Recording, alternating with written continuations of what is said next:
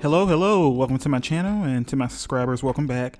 Today we will be making the perfect Belgian waffles. These will be the crispiest and airiest Belgian waffles you've ever had, and we're going to get right into it. And we're going to start off by adding 2.5 cups of all-purpose flour to the mixing bowl. Then we're going to add 2 teaspoons of baking powder, 1/2 teaspoon of baking soda, and we're going to add 1/4 cup of cornstarch.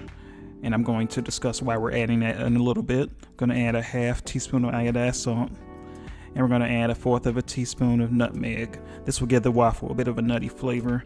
And we're going to add 1/4 cup of white granulated sugar, and then we're going to whisk all of the dry ingredients until they're well combined. Once the dry ingredients are combined, we're going to add the wet ingredients, starting with 3 extra large eggs, and I will discuss why in a little bit. We're using 3 eggs versus 2. And what I'm doing with the whisk is I'm breaking up the egg yolks to make it easier to mix them in with the batter.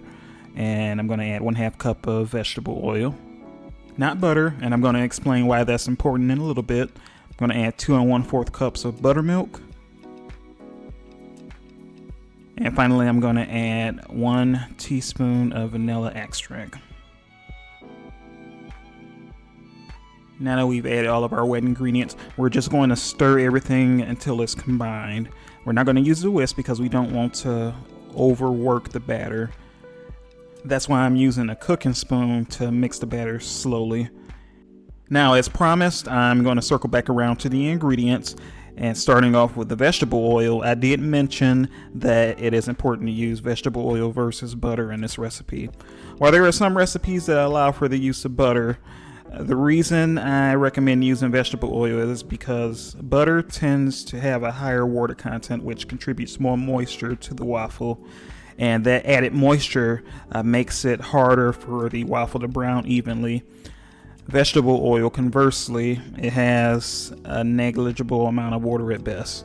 So with the reduced amount of water, it allows for the waffle to brown more evenly once it's added to the heat in the waffle iron. Now, as far as cornstarch, I added that to this recipe for 2 reasons. Number one, it lowers the amount of protein in the flour, but also it helps to absorb the excess moisture in the batter, both of which contributes to limiting the development of gluten in the waffle. Too much gluten formation can lead to a very tough and dense waffle, so you want to limit it as much as possible. And as far as the eggs, there are some recipes that call for only using 2 eggs. I like to use 3 eggs because with 3 eggs, you're adding extra fat to the waffle. And by adding extra fat, it contributes to not only a richer tasting waffle, but also a fluffier waffle as well as a taller waffle.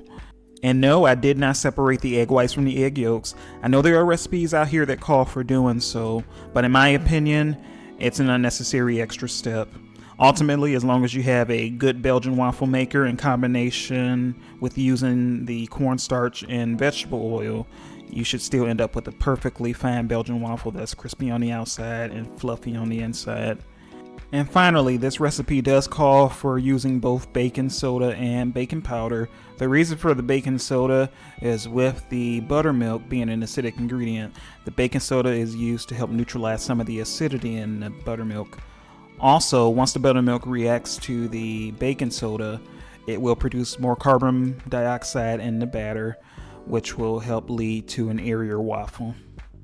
As you can see on the screen, everything is now combined. There's no visible flour, and there may be a few lumps, but those will hydrate and smooth out as the waffle cooks. And now we're going to generously coat the waffle iron with cooking spray, and then we're going to turn on the power for the waffle iron, and we're going to lower the top plate onto the bottom plate so that they can warm up together. And you will notice I'm going to point my finger to a green indicator light. When that light comes on, that'll let you know if the waffle iron is up to temp or if the waffle's done. And then I'm also going to point to the temperature gauge. I recommend setting it to setting number 4 for the best results with your waffle. All right, so the indicator light will come on shortly. There it is. You're going to look for that green indicator light. And depending on the waffle maker, you may hear some beeping or a sound that lets you know it's ready as well. So I'm going to lift the top of the waffle iron, and now I'm going to add the batter. And I will note, as you can see on the screen, this batter will be on the thicker side as you pour it into the waffle iron. That being said, in order to get the pretty looking waffles that you saw at the beginning, you do want to ensure that the batter is evenly spread around on the waffle iron. Because it's so thick, it won't spread evenly on its own. So I'm using the same spoon that I stirred the batter with to spread it around. And what you see on the screen is how the batter should look in the waffle iron before you lower the top. So right now I'm going to lower the top for the waffle iron, and we're going to wait for that green indicator light to come on. And as it cooks, you will see a ton of steam coming out of the waffle iron as well, as shown on the screen. And that light should come on any second. There it is. So at this point, the waffle is technically done and you can remove it from the waffle iron. What I personally like to do is I like to let it cook for an additional 10 to 15 seconds for some of that steam to subside and also for a bit more browning to take place. But that is totally optional. You don't have to do that if you choose not to. It just makes for a prettier waffle. Alright, so now we're going to lift the top on the iron and we're going to carefully remove the waffle from the iron. And spreading that batter around makes a huge difference. That waffle looks almost perfect. And we're going to flip it around and add it to our plate. And there you have it. So with this batter, you can make up to 4 large waffles. So we're going to repeat all of the steps that you just saw, and we're going to do that until all of the batter is gone. I will also say this, cooking time will vary depending on the waffle maker that you have, and I am aware there are some waffle makers that don't have an indicator light or don't have a sound that signals when the waffle is done. In that case, what you want to look out for is the steam coming from the waffle.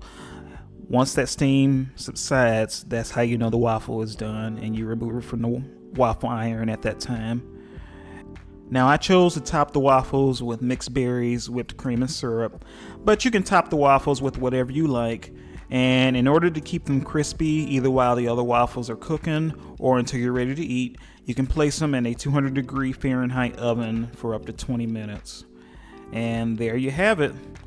I hope you enjoyed this video, and if you would like to see more recipes like this, please like, share, and subscribe. And as always, thanks for watching.